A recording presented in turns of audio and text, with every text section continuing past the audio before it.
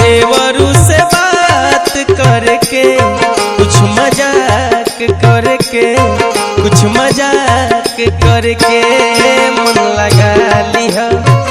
देवरू से बात करके कुछ मजाक करके कुछ मजाक करके मन लगा लिया।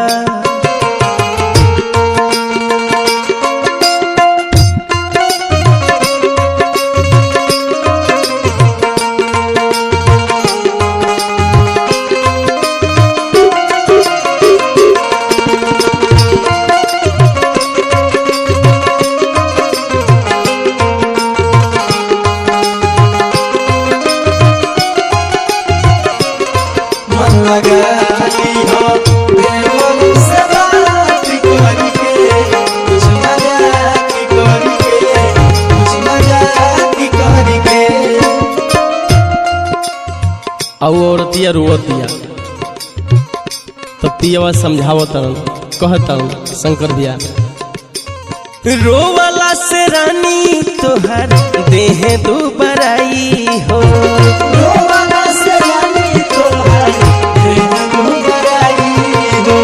रूपवा गोराई पर असर पड़ जाई हो। रूपवा गोराई पर असर पड़ जाई हो। रोवाला से रानी तोहर देह दुबराई हो। रूपवा गोराई पर असर पड़ जाई। गम भुला लिहा हंसी खुशी बात करके कुछ मजाक करके कुछ मजाक करके मन लगा लिया।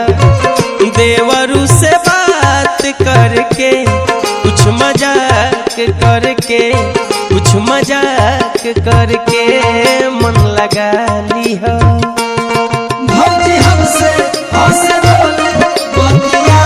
अरे जिया हो शंकर भैया जिया हो मैं बना दिया तो जरा के जोड़ा बा हो।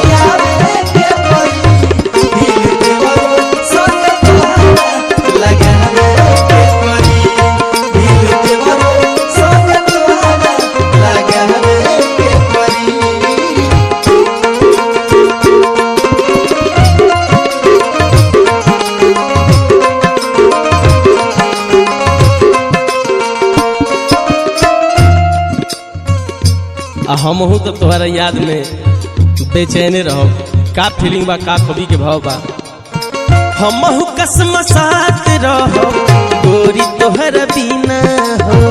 हमहू कसम साथ रहो गोरी तोहर बिना हो। तू तो धन बारू हमारा अंगूठी के नगीना हो। तू तो धन बारू हमारा अंगूठी के नगीना हो। हमहू कसम साथ रहो गोरी तोहर बिना हो। तू तो धन बारू हमारा अंगूठी के नगीना हो। नींद पुरा लिहा जागल बारू रात भर के कुछ मजाक करके कुछ मजाक करके मन लगा लिहा। देव